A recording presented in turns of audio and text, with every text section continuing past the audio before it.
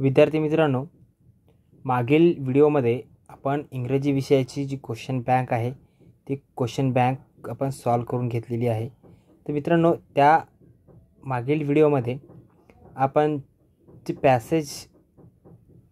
Passage आहेत ते आपण कशा पद्धतीने सॉल्व करायचे याबद्दल सविस्तर मार्गदर्शन केलेलं आहे आणि ते तुम्ही बघितलेले असेल। जर तुम्ही बघितलं नसेल तर नक्कीच ते एकदा बघून घ्या। आता मित्रांनो, या व्हिडिओमध्ये आपल्याला महत्त्वाचा एक जो सेक्शन आहे तो म्हणजे पोएट्रीचा। तो पोएट्रीचा जो सेक्शन आहे तो आपल्याला कंप्लीट करायचा आहे।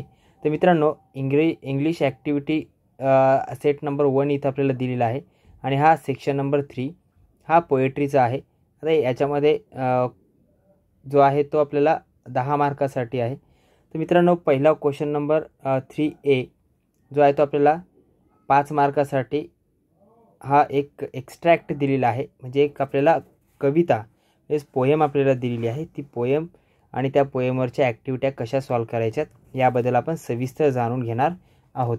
तर मित्रांनो बघा, आपल्याला जी पोएम दिलेली आहे ती पोएम आपल्याला ती कुठली पोएम आहे तर बघा, O moon give me moonlight basketful और 2 बास्केटफुल। म्हणजेच मी मित्रांनो, ही जी पोएम आहे ही पोएम आपल्याला बास्केटफुल ऑफ मूनलाईट या नावाची पोएम आपल्याला जी पाठ्यपुस्तकामध्ये दिलेली आहे ती आपल्याला इथं सोडवायची आहे। तर मित्रांनो चला, या पोएममध्ये आपल्याला ॲक्टिव्हिट्या कशा पद्धतीने दिलेल्या आहेत हे समजून घेऊ। A1 ॲक्टिव्हिटी आहे, write whether the following statement are true or false. हे खाली जी विधानं दिलेली आहेत ती विधानं आपल्याला बरोबर आहेत का चूक आहेत ते आपल्याला ओळखायची आहेत किंवा ते लिहायचे आहेत। तर मित्रांनो, आपल्याला ही पूर्ण पोएम वाचावी लागेल आणि त्यानंतर हे जे विधान चूक आहेत की बरोबर आहेत ते आपल्याला बघावं लागेल। तर मित्रांनो बघा, O moon give me moonlight basketful और 2 basketful with seeds of moonlight from the city to my village on the side of the path I want to sow many small small moons of light the whole village goes to the city daily to work it become dark on its way back as my village as quite far the road is tough and full of snake and scorpions neither bus nor cart piles when my father returns home I am asleep। आता मित्रांनो, ही आपण जी कविता आहे ती अभ्यासलीच असेल। बघा, एक छोटासा मुलगा आहे, तो चंद्राशी संवाद साधतोय। तो चंद्राला म्हणतोय की मला तू मूनलाईट दे, म्हणजे मला चांदणे दे आणि एक टोपलीभर दे किंवा 2 टोपलीभर दे आणि त्या चांदण्याची मला सीड्ससुद्धा दे। सीड्स म्हणजे मित्रांनो बिया। त्याचबरोबर हे मला काय करायचे आहेत, from the city to my village on the side of the path, आणि माझ्या शहरापासून ते माझ्या गावापर्यंत मला रस्त्याच्या दोन्ही बाजूला I want to sow many, आणि मला ते पेरायचे आहेत। सॉ करणे म्हणजे काय, पेरणे। Small small moons of light, आणि छोटे छोटे जे आपलं जे मून्स आहेत म्हणजे जे काय चंद्र आहेत ते मला पेरायचे। The whole village go to the city, आणि पूर्ण जे गाव आहे ते शहरामध्ये कामाला जातं आणि ते डेली टू वर्क म्हणजे दररोजचं काम करण्यासाठी it become dark on it's way back, आणि जेव्हा ते परत येतं तेव्हा रस्त्यावर सर्व काळोख होऊन जातो म्हणजे डार्क होऊन जातं। As my village is quite far, आणि माझं गाव हे शहरापासून खूप दूर आहे। The route is tough and full of snake and scorpions, म्हणजे तो जो रस्ता आहे तो रस्ता पूर्णपणे टफ आहे। टफ म्हणजे खराब रस्ता आहे, जेणेकरून ज्या रस्त्यावर चालता येत नाही असा जो रस्ता आहे तो, आणि त्याचबरोबर त्याच्यामध्ये स्नेक्स आहेत आणि स्कॉर्पियन्स आहेत, म्हणजे विंचू आणि सापसुद्धा आढळून येतात। आणि तिथून येण्यासाठी नेदर बस नॉर कार्ट पाईल्स, आणि तिथं ना बस आहे ना कार्ट आहे, म्हणजे थोड्या अंतरावर सुद्धा येण्यासाठी कोणतंही साधन उपलब्ध नाही। आणि जेव्हा माझे वडील घरी येतात, when my father return home I am asleep, आणि जेव्हा माझे वडील घरी येतात तेव्हा मी गाढ झोपेमध्ये असतो। बघा, या पद्धतीनं कवितेच्या काही ओळी आपल्याला अभ्यासासाठी दिलेल्या आहेत। आपण ते मित्रांनो अभ्यासून घेतल्या। थोडक्यामध्ये मी तुम्हाला त्याचं स्पष्टीकरणही सांगितलं। तर मित्रांनो बघा, पहिलं वाक्य आपल्याला पहिलं स्टेटमेंट दिलं आहे, द चाइल्ड वॉन्ट टू सॉ the seeds of moonlight behind his house. आता बघा, आपल्याला या कवितेमधल्या मुलाला जे चांदणे आहेत ते रस्त्यावर म्हणजे शहरापासून ते गावापर्यंत येण्याचा जो मार्ग आहे त्या मार्गावर पेरायचे आहेत. परंतु इथं सांगितलेलं आहे बघा, बिहाइंड द हाऊस म्हणजे त्याच्या घराच्या पाठीमागं पेरायचे आहेत. ही विधान मित्रांनो फाल्स आहे. हे विधान चुकीचं आहे, कारण त्याला चांदणे जे आहेत ते दोन्ही रस्त्याच्या कडेला म्हणजे ते पेरायचे होते. The whole village goes to the city daily to work. मित्रांनो हे वाक्य बरोबर येणार आहे, म्हणजे हे वाक्य ट्रू आहे, कारण सर्व गाव हे काय व्हायचं तर शहरामध्ये काम करायला जायचं. बघा मी मित्रांनो इथं आपल्याला दिलेलं आहे द होल विलेज. बघा ही ओळच आहे पूर्ण. The whole village goes to the city daily to work. त्यामुळे मित्रांनो विधान बरोबर आहे. When father return home the child is asleep. जेव्हा त्याचे वडील घरी वापस म्हणजे परत येतात तेव्हा मुलगा झोपलेला असतो, गाढ झोपेत असतो. हे विधानसुद्धा मित्रांनो ट्रू आहे. त्यानंतर the routes from the city to village is full of light. आणि तो जो रस्ता आहे शहरापासून ते गावापर्यंतचा तो पूर्णपणे लाईटचा आहे का, आपल्याला ते इथे एक विधान दिलेलं आहे, म्हणजे पूर्ण प्रकाशमय आहे का. तर मित्रांनो कवितेमध्ये तो फुल ऑफ डार्क दिलेला आहे. त्यामुळं हे विधान जे आहे मित्रांनो हे विधान चुकीचं असणार आहे. त्यामुळे इथं फाल्स आपण लिहू. म्हणजेच याच्यामध्ये बघा 2 फाल्स विधानं आहेत आणि 2 ट्रू आहेत. हे पहिलं आणि शेवटचं विधान जे आहे चुकीचं आहे आणि मधले 2 जे विधान आहेत ते बरोबर आहेत. त्याच्यानंतर मित्रांनो आपल्याला A2 ॲक्टिव्हिटी दिलेली आहे. Complete the following web diagram. आता मित्रांनो या ॲक्टिव्हिटीला कशा पद्धतीनं मग मार्क असतील तर मित्रांनो हे जे ट्रू ऑर फाल्स जे आहे ते आपल्याला 2 मार्कासाठी आहे आणि त्याच्यानंतर जी A2 जी ॲक्टिव्हिटी आहे ही सुद्धा 2 मार्कासाठी आहे. या ॲक्टिव्हिटीमध्ये काय दिलेलं आहे बघा, द चाइल्ड विशेष टू सॉ the seeds of moonlight because. आता तो जो लहान मुलगा आहे त्या लहान मुलांना जे चांदणे पेरायचे आहेत किंवा जो चंद्राचा जो प्रकाश आहे तो पेरायचा आहे, तर त्याच्या मागचे 2 कारण आपल्याला इथं लिहायचे आहेत. तो रस्त्यावर चांदणे का पेरू शकतो. तर मी मित्रांनो आता याचं जे कारण आहे ते आपल्याला कारण लिहिता येतं का मित्रांनो. याच्या पाठीमागं आपल्याला तर माहीत आहे बघा, जेव्हा आपण ही कविता पूर्णपणे वाचली तेव्हा मित्रांनो एकतर त्याचे जे वडील आहेत ते गावापासून शहरापर्यंत कामाला जातात, परंतु येताना काय होतं मित्रांनो, येताना खूप अंधार होतो आणि तो जो रस्ता आहे तो खराब आहे. त्या रस्त्यावर साप, विंचू या पद्धतीचे जे हिंसक किंवा जे धोकादायक हार्मफुल जे कीटक आहेत किंवा ॲनिमल्स आहेत ते ॲनिमल्स त्याच्यापासून वाचण्यासाठी त्यांना उजेडाची किंवा प्रकाशाची आवश्यकता आहे. त्यामुळं तो काय करू इच्छितो तर तो चांदणे पेरू इच्छितो. तर आपल्याला मित्रांनो इथं आपल्याला याचे आन्सर जे आहे ते आन्सर आपल्याला लिहिता येतात. याचे आपल्याला 2 कारणं याच्यामध्ये लिहायला सांगितलेले आहेत मित्रांनो. तर बघा इथं आपला जो पोएट आहे याच्या मागचं कारण काय येणार आहे किंवा जो चाइल्ड आहे, तर बघा इथं आपण पहिलं कारण लिहू द चाइल्ड विशेष एक minute. The child wishes to get basketful or two basket of moonlight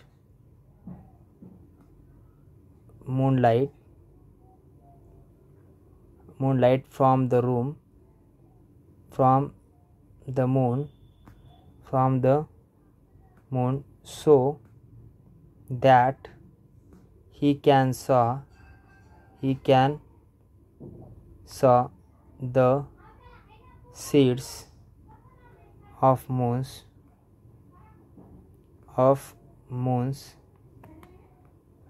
किंवा मूनलाईट. आपण इथं मूनलाईट्स थोडीशी हँडरायटिंग मित्रांनो व्यवस्थित येणार नाही, परंतु समजून घ्या तुम्ही. Light to a dark path from the city to his village. आता मित्रांनो दुसरे कारण आपण लिहू शकतो याच्यामध्ये, for the safety of his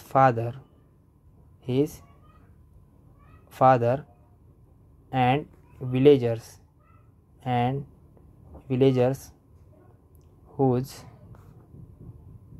went to the city for work. Okay, या पद्धतीने आपण हे दोन कारणं व्यवस्थितरित्या लिहू शकतो. तुम्ही हे जरी शॉर्टकट जरी लिहिलेत तरी पण चालतील मित्रांनो. थोडीशी हँडरायटिंग जी आहे ती माझी व्यवस्थित आली नाही, परंतु तुम्ही ते समजून घ्या, कारण हे सर्व शब्द जे आहेत ते आपल्या कवितेमधलेच आहेत आणि तुमच्या परिचयाचे आहेत. आता मित्रांनो त्यानंतर आपल्याला A3 जी ॲक्टिव्हिटी दिली ती ही A3 ॲक्टिव्हिटी कशी असते आणि कशावर आधारित असते बघा. आता याच्यामध्ये A3 जी ॲक्टिव्हिटी दिली आहे, name the figure of speech from the line. आता याच्यामध्ये मित्रांनो एक तर फिगर ऑफ स्पीच येऊ शकतं किंवा काही शब्द येऊ शकतात. जर कवितेमध्ये ओल्ड वर्ड्स विचारलेले असतील तर ओल्ड वर्ड्ससुद्धा येऊ शकतात मित्रांनो. ओल्ड वर्ड्स म्हणजे जे जुने आपण शब्द म्हणतो, जुन्या भाषेतले, जुन्या इंग्रजी भाषेमधले जे ओल्ड वर्ड्ससुद्धा येऊ शकतील.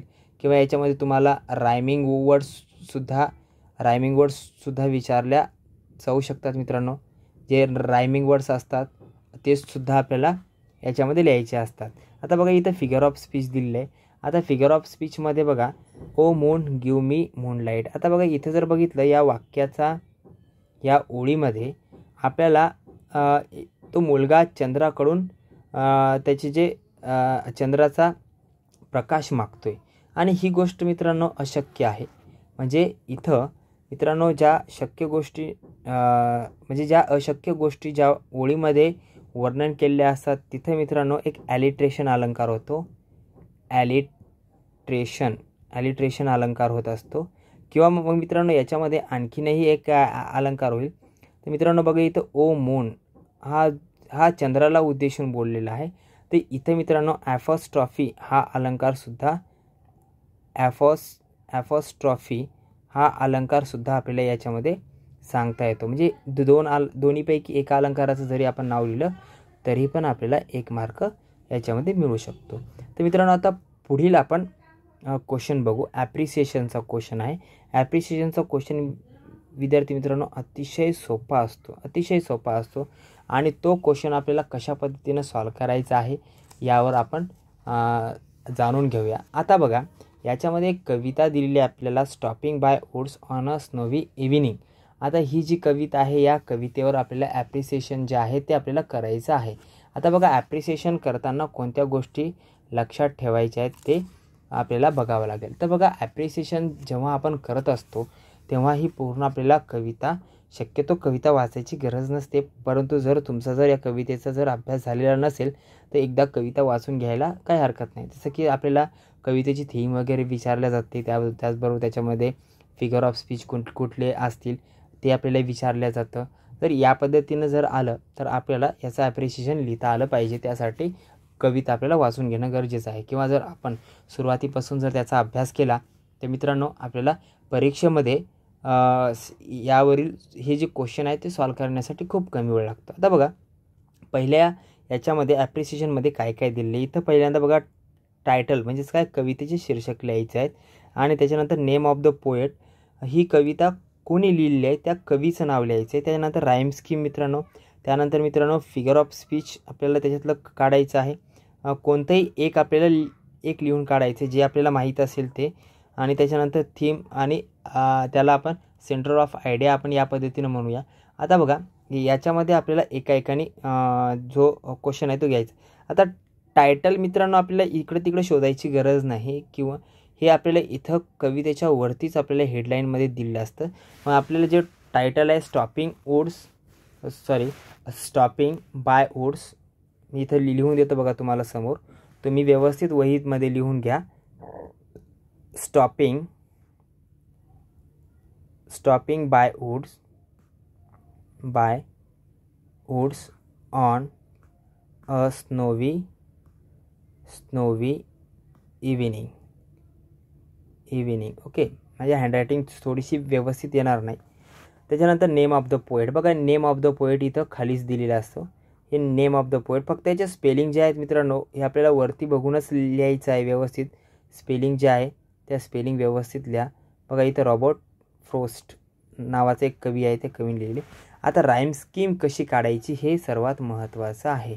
आता बघा राईम स्कीम जे आहे ते राईम स्कीम जे आपल्याला कवितेमध्ये जे स्टॅन्झा दिलेले असतात, जे कडवे दिलेले असतात, त्या कडव्यानुसार आपल्याला शोधायचे असतात. आता बघा जर याच्यामध्ये जर स्टॅन्झा जर बघितला तर आपल्याला इथं 4-4 ओळीचा जो स्टॅन्झा आहे तो आपल्याला तयार करता येतो. आता इथं मित्रांनो कसं असतं, प्रत्येक स्टॅन्झामध्ये सेम हे राईम स्कीम येईल याच्यात काही सांगता येत नाही.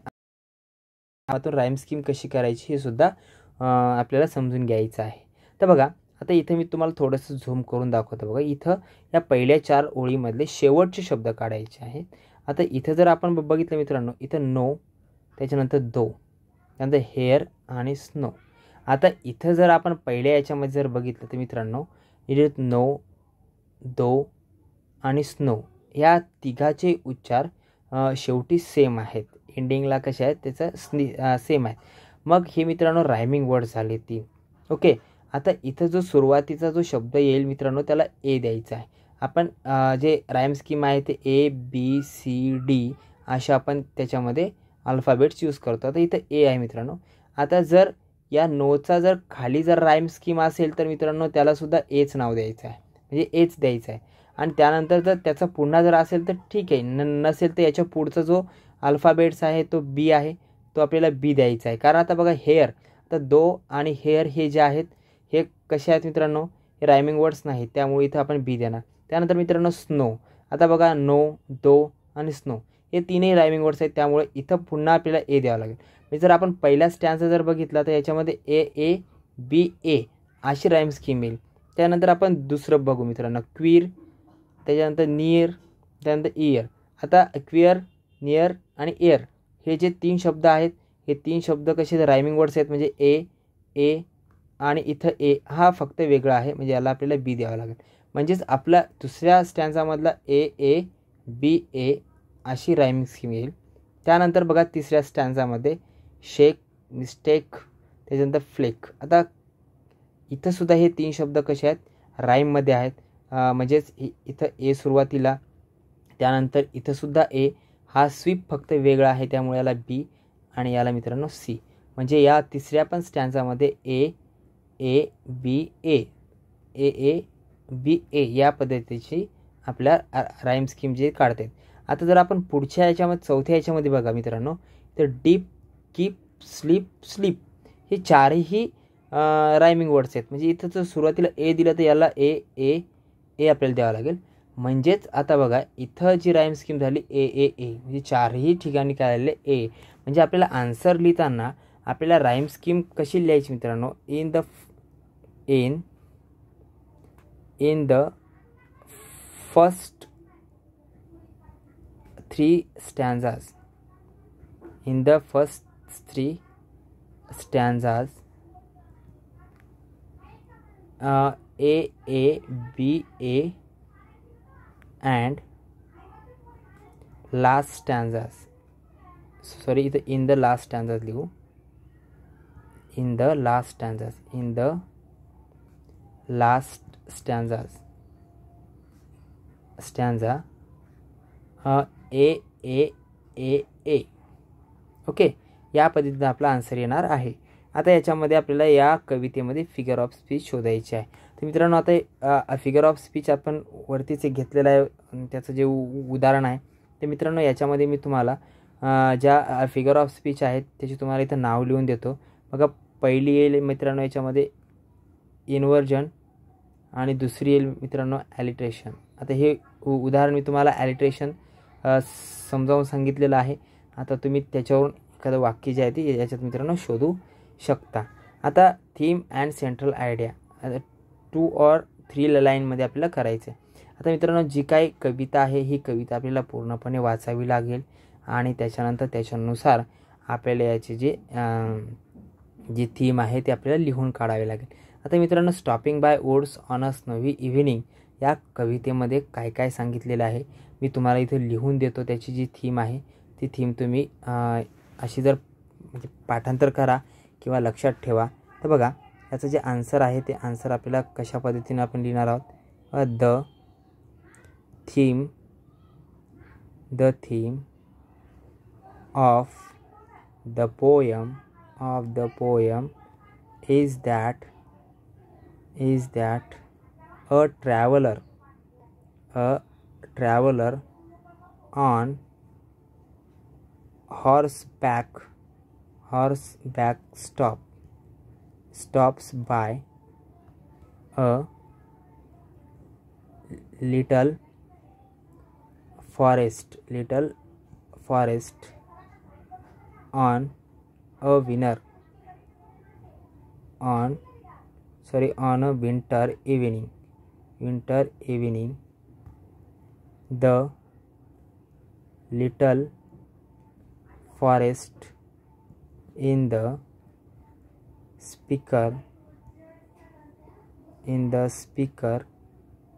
speaker's own words was lovely, dark and deep, though he was greatly fascinated by the scene.